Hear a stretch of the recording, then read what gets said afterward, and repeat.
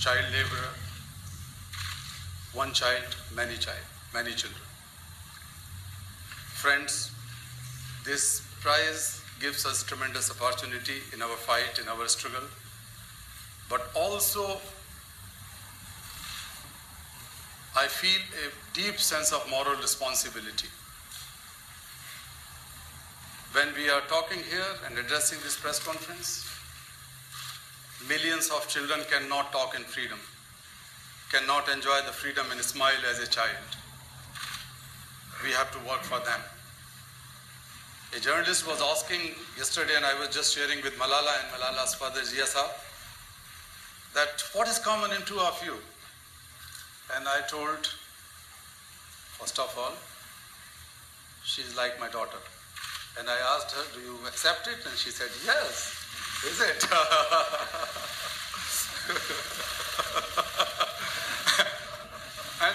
and her father agreed. Do you agree? Yeah. So now she is going with us. And she has a mother too, and brother and sister and so on. So we all have great respect and love and adore her. She is the bravest child one can think of. She made everyone pride. And for every social worker, for every child right activist, she made pride. And I'm one of them. And I'm so lucky to receive this Peace Prize together with her. So I hope that we can make this world much more peaceful. I've been calling for one thing, and I will sum up with these few sentences, that we have to work towards peace for children and children for peace. Every child in the world must be born and free to grow in a peaceful environment, safer environment, protected environment. We have to create such a world, and all of us have to work together. We have to engage children and youth across the world to create a world which is peaceful world. So the governments and all of us together should work to make this world a peaceful world for children, but we should also engage the children and youth all across the world. Youth have tremendous power, and we should harness that power to make this world much more peaceful. And I'm sure that at least two of us, a father and daughter do, would work. Thank you so much.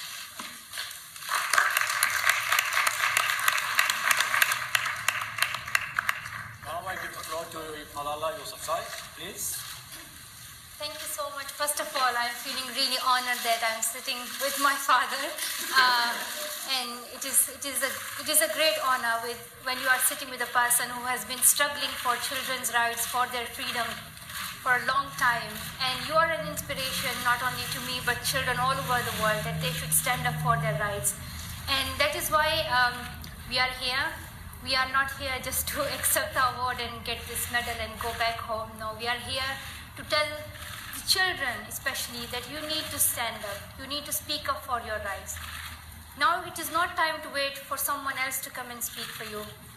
It is you who can change the world. So you need to take a step. And I'll give an example. When I was in Swat Valley and suddenly terrorism started there, Taliban came and our valley turned into a place of terrorism where there used to be suicide attacks and bomb blasts, and you could no more go to school. At that time, we decided that we will speak up. Everyone was hoping that things will change by itself, but it didn't until we spoke, until we raised our voice. And things did change. So it shows an example to the world that when you take a step, when you raise your voice, it really brings a change. So if we want to see no child out of school, then we have to speak and we have to contribute.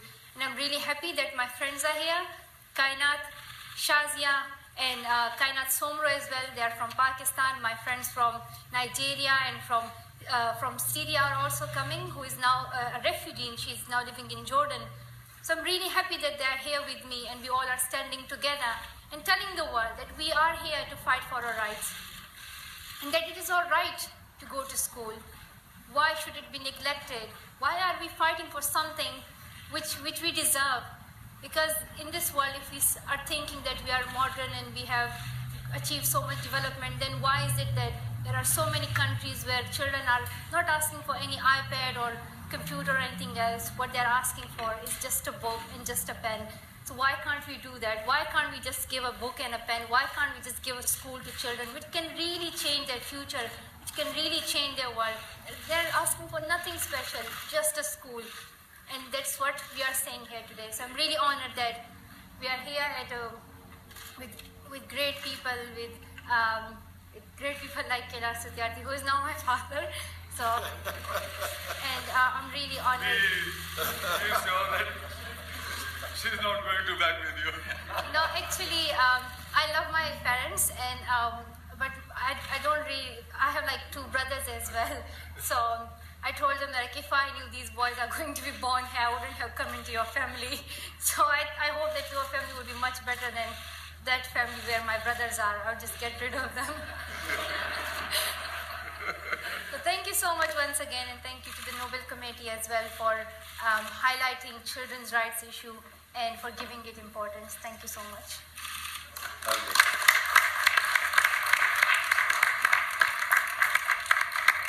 Occasionally, the Nobel Peace Prize can transform events, but I had no idea that it could instantly transform family relationships. This is for the first time. Well, my name is Geir Lundestad. I'm the director of the Nobel Institute. I will be conducting the press conference. And if you want to ask a question, you just raise your hand, and I will take down your name. We have 2 microphones, one on each side. Don't speak before you are given the microphone.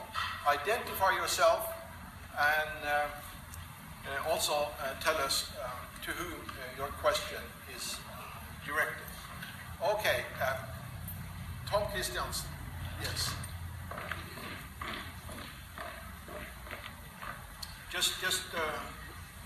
Thank you. My name is Tom Christiansen, Norwegian Broadcasting. I have a short question for each of you. Ahtisaari, those children that has been pulled out of child work by your help, what happens to their family when the children lose their job? And to Malala, those who are fighting against education have the same faith as you. They are Muslims. Is there a connection, or have they misunderstood everything? Thank you. You want to answer first? I didn't get the question really clearly, sorry. I'll repeat it. Those who are fighting education for children have the same faith. They are also Muslims. How can one come to so completely different conclusion based on a religion? Like what can be the role of religion? Why do they have a completely... Yes.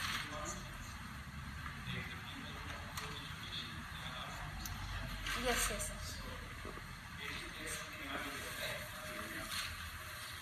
Well, unfortunately, we strongly believe in Islam, and I believe that Islam is a religion of peace. It is a religion of brotherhood and humanity. But there are some people who just know that they are Muslims, but they don't really understand their religion, and they haven't studied it. Islam is all about getting knowledge, learning new things, and discovering the world, which is all education. When you send a child to school, you tell him that it's your world, and you go forward and discover new things. Be yourself. But unfortunately, those people who stand against education, they sometimes themselves are uneducated, or they have been indoctrinated. They have not been educated but indoctrinated. So and I'm proud that I'm a Muslim, and I believe that Islam is a religion of peace. And in Islam, education is not only a child's rights, but it is their duty. There is hadith from Prophet that you should get education, you should get knowledge. It's not just limited to men or to just a specific group. It's for every child, for a girl, for boy, for man, for woman. Even if you are old, you have to get knowledge, and it's necessity of life. We all need to understand it, that it's necessity. You cannot keep yourself ignorant and stay in home. Then this life has no meaning at all. And unfortunately, there are so many women whose life is all just spent inside the four walls of their houses. They have always been a wife, a mother, a sister, but she never gets this opportunity to be a woman and say that I'm a woman as well. I have this other identity as well.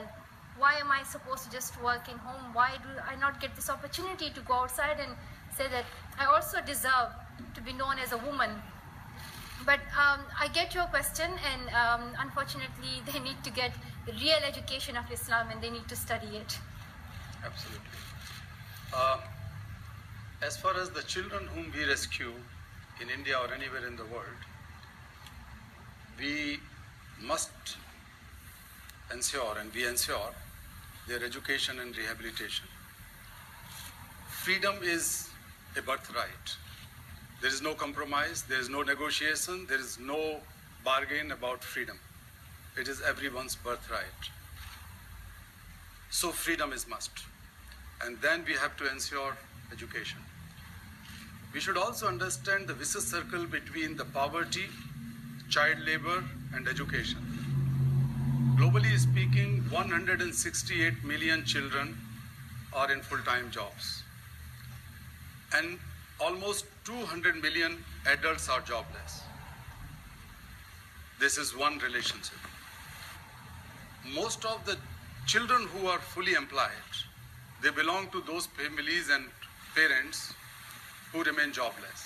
Because children are the cheapest source of labor, free labor, more docile, easy to be exploited, so they are preferred over the adults, over their own family members and parents. This relationship. And also with education. If so many children are working in mines and factories and houses and workshops, then they will not be going to school. They cannot come to school. So that is again a vicious circle. 57 million children today are out of school, the young children. And another more than 100 million, rather 120 million children are those who were forced to leave their school before attaining 5th grade. So if you put these figures together, then you can very simply draw a parallel that there is a chicken and egg relationship between child labor and education, child labor and poverty, poverty and education. None of them can be achieved without killing one of them or all of them together. So we have to break this circle. In our case, we have freed thousands of children, and I am so happy to say that through the government schemes, Indian government has very good scheme for the rehabilitation of freed bonded laborers and bonded children. We have other schemes. Of course, sometimes it takes time, but we work hard and ensure that every single child gets the benefit under those government schemes.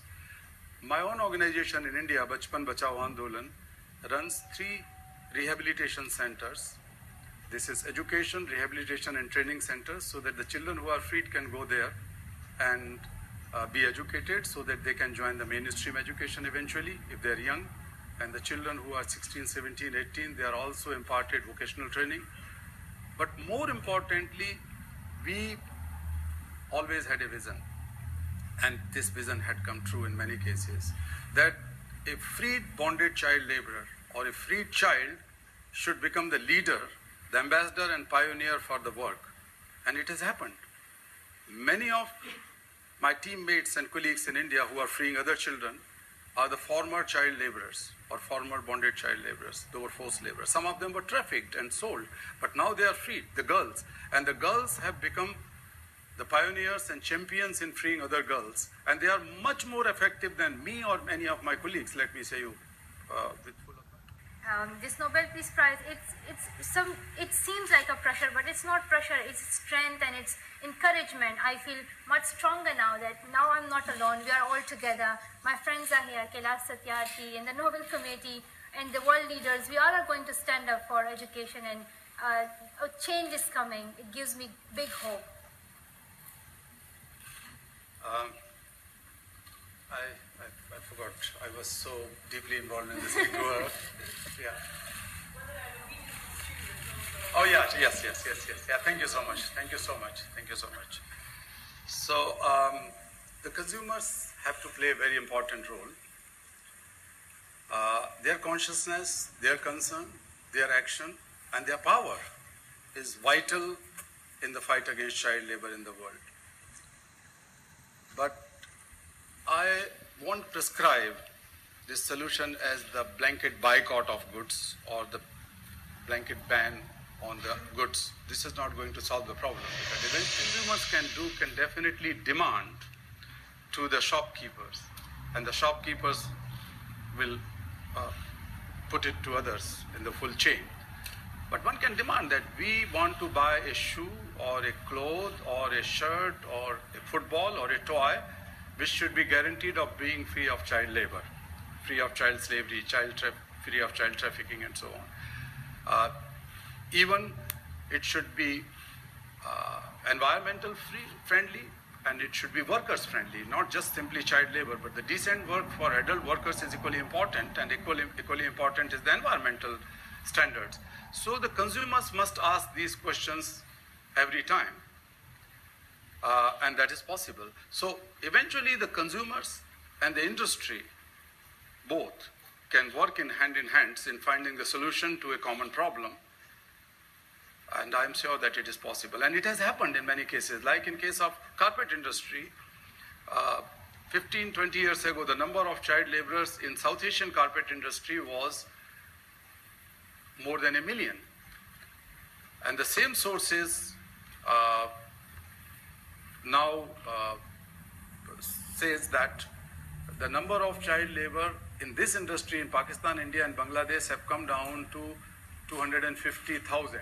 So from 1 million to 250,000 was possible due to consumers' action, due to direct actions, legal actions, combination of several strategies, education of course, but more importantly, we were able to find solutions through the industry, and that is social labeling, monitoring, social certification, voluntary certifications. These things had happened in three countries together. And I'm proud that it is possible in other things. Yes? Yes, you're next. Hubertus Hoffmann, World Security Network from Berlin, Germany.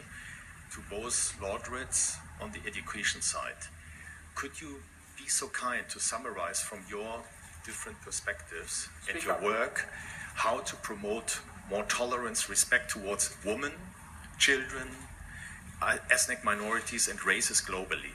What would be your message, basically, how to do it, and the essence, how to tell the people? Is it for me? For both. I think it's important that first of all, we talk about education, that every child should go to school, but then it's important that what kind of education are we giving to children. So sometimes we see that children are in their school, but when you open their books, the things that are written in their books are totally racist, or they always have a negative response to other religions or other cultures. So I think we also need to look at the education system, what kind of system is there, what we teach our children. So it's very important that we focus on this, and we say, okay, every child should go to school, but what kind of education should they get, and what we call the quality education. Is it the quality education or not? So that's very important. And as well as, I think everyone can play a role in it, not just the books, but as well as the media, what the child hears in the news, on the TV or in the newspaper or in the magazine. What do we show? If we show that woman is just a toy and she's supposed to be in fashion and she's supposed to look slim, she's supposed to look smart, then every girl would think like, why am I not looking like that perfect woman? So when we create such feelings, and when we give this message that the perfect woman is the one who's really slim. So I think everyone has to contribute in this big campaign. Change wouldn't come just by one person. Sometimes we think that it's just the politicians who can do everything, or it's just the big companies which can do everything. No, it's we all have to step forward, and we all have to play our role. And the parents, of course, they should tell their children that you all are equal, no matter what your religion is, what language do you speak, you all are equal, you all are children. Yeah. So, I don't want to take more time because Malala has already answered the first part of my answer, so that's great. Education. It begins from education. And the second thing is definitely two more things. One is that how we can engage the faith leaders and institutions, religious leaders all across the world, for the cause of children, to build more respect, mutual respect, friendship, sisterhood, tolerance, etc. They can play an important role because their outreach is much more than many of us or many of the big organizations in the world. So I would definitely urge all the religious leaders in the world and all the religious institutions in the world that if you really wanted to worship the God and wanted to see a better world, begin with the children. Begin with the children. Okay, in the very back, in the corner.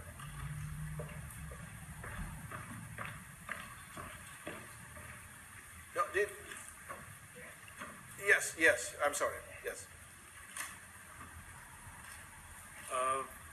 मेरा सवाल हिंदी में होगा। मैं क्षमा चाहूँगा जो लोग यहाँ पर हैं, चूँकि दो ऐसे लोग जिनको मैं इस वक्त अपने मंच पे देख रहा हूँ, एक हिंदुस्तान से हैं और दूसरा पाकिस्तान से, और मैं दो देशों के प्रतिनिधियों को देख रहा हूँ यहाँ। तमाम तरह के अलग अलग सवाल हुए, तमाम अलग अलग सवाल आपसे पूछे गए। मेरा सवाल सिर्फ इतना है, आप अपने अपने देश में जो लोग भी हैं जिनके लिए आप काम कर रहे हैं, बच्चों के लिए काम कर रहे हैं, महिलाओं के लिए काम कर रहे हैं, आप अपने देश के लिए क्या कहना चाहेंगे? मलाला हिंदुस्तान के लिए क्या कहना चाहेंगे और कैलाश जी आप पाकिस्तान के लिए क्या कहना चाहेंगे? बस यही मेरा सवाल है। Could somebody translate the question? I will do it. He says that two of you come from different countries, Pakistan and India, and you represent two very important countries. And what is your message to the children of your individual countries? So, my message to India is that Urdu में बोल दीजिए, उर्दू में बोल दीजिए। Sir ठीक है। हाँ।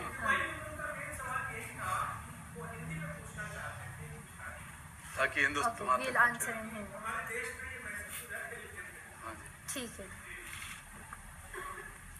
तो मेरा पैगाम यही है कि हर एक बच्चा जो है उसको आला तालीम मिले, और पाकिस्तान और इंडिया में ये मसला बहुत ज़्यादा है क्योंकि वहाँ की एक बहुत बड़ी तादाद जो है बच्चों की वो तालीम से महरूम है।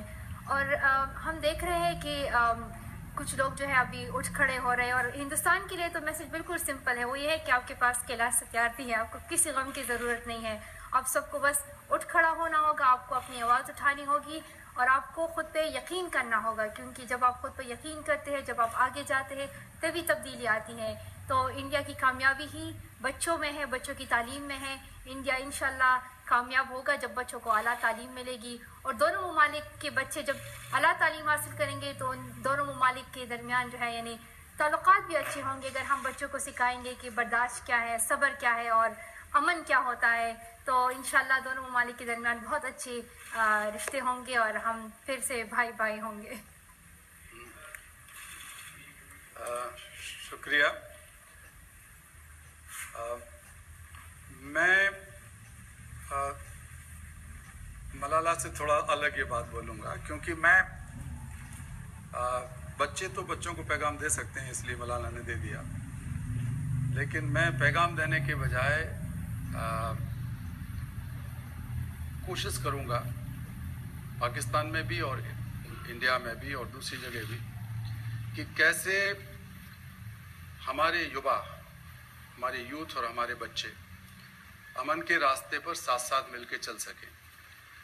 क्योंकि अमन कोई ऐसी चीज़ नहीं है जो टेबल पर बैठ के नेगोशिएट की जाए और वो सस्टेनेबल हो जाए। अमन कोई ऐसी चीज़ नहीं है जो सिर्फ आप मंदिरों मस्जिदों से पढ़ा दें और वो सस्टेनेबल हो जाए। अमन हर बच्चे का इंसानी हुकूक है, हर बच्चे का मौलिक अधिकार है, एक फंडामेंटल राइट है। हर बच्चे को इस हक में पैदा होना चाहिए, और ये एहसास हमारे युवाओं को होना चाहिए कि हम इज्जत के साथ, हम आज़ादी के साथ, हम अच्छी पढ़ाई के साथ और हम अमन के साथ ज़िंदगी बिताना चाहते हैं। और जिस रास्ते में कोई भी रुकावट आएगी, हिंदुस्तान पाकिस्तान के नौजवान मलाला जैसी बेटियों के लीडरशिप में, नेतृत्व में, और सारी दुनिया के बच्चे न केवल इन दो मुल्कों के अमन के रास्ते को और मजबूत करेंगे, और हम लोग ऐसा कर पाएंगे इंशाल्लाह। We should of course have translated, but then time will expire. Yes, it's you in the back there.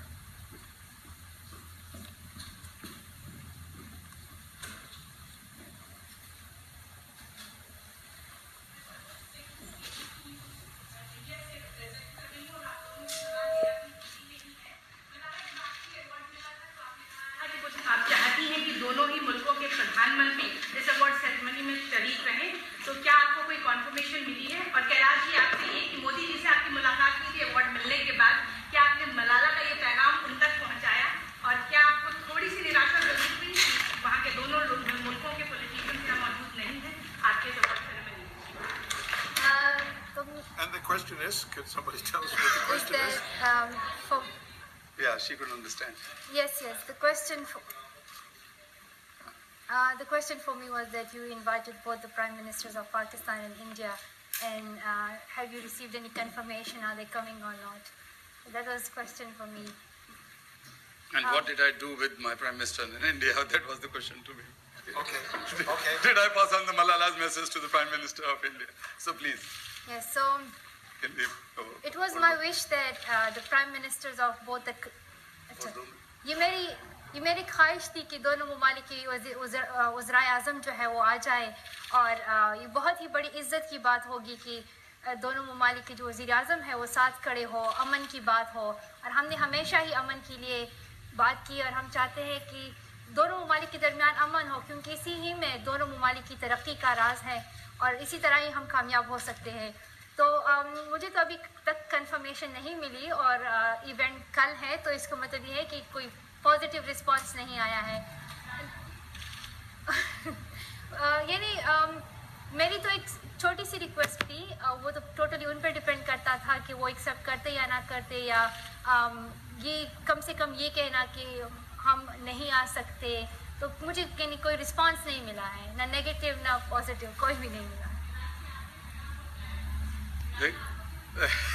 دیکھیے، اس سے پہلے کہ میں ہمارے پرائم منسٹر سے ملتا، ملالہ کا پیغام تو سارے ہندوستان کے اور دنیا کے اخباروں میں چھپ چکا تھا، پیغام تو پہنچ چکا تھا، اور ملالہ کو بھارت میں لوگ بہت جانتے ہیں، جتنا پاکستان میں جانتے ہیں، انڈیا میں بھی لوگ ملالہ کو بہت جانتے ہیں اور پیار اور عزت بھی کرتے ہیں۔ ہم سے کئی گنا زیادہ جانتے ہیں، میں تو کہوں گا مجھ سے 1000 گنا زیادہ جانتے ہیں انڈیا میں لوگ۔ دیکھیے میں سو the simple thing is that Malala was expecting, but she said that there is no response yet, so probably the prime ministers are not coming.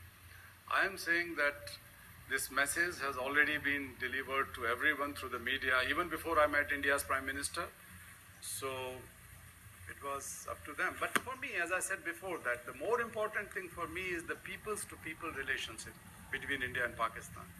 The more important for me is the trust and friendship between two countries, people. For sustainable peace, it is important that the people should love and respect each other and try to listen to each other. More frequently, they can move and talk to each other and meet each other. And I've been going to Pakistan for so many years, for 25 years or so. And I see no difference in the people. People are so loving and so caring and so good.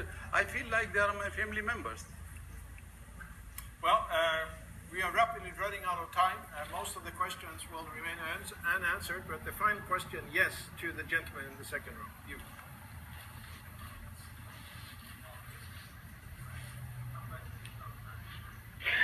Speak up. What would you have to say to each other? What would you say to them? I wonder how much of this opportunity it is that they're not here.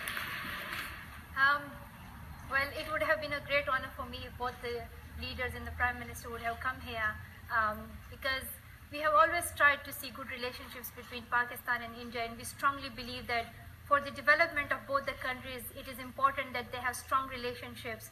And we were like once one country, one nation, and there should be no discrimination, or there should be no hate based on in the name of religion or just the language you speak. We believe that we all are people, we all are human beings, and we are like any other country. Like, countries do have borders, but it does not mean that they should then hate each other.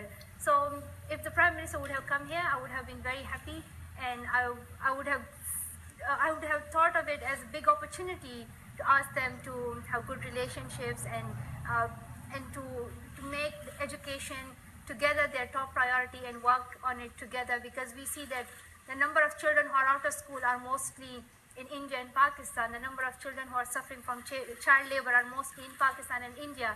So these are the two countries where children are really affected and where children need focus.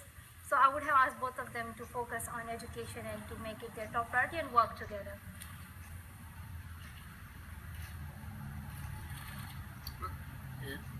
You don't say something? I would say that media is much more faster and powerful and smarter than anything else. So you have already got her message, but for me, I would reiterate again that besides having a Nobel Peace Prize, I'm also having a daughter with me now. New daughter. I have one daughter sitting over here and another one is here. So that's a great accomplishment. Now we come to a critical phase of this press conference. The photographers will rush forward and take the same pictures they took 45 minutes again. And the rest of you, please stay in your seats, because as soon as that is over, we will go out through the aisle here.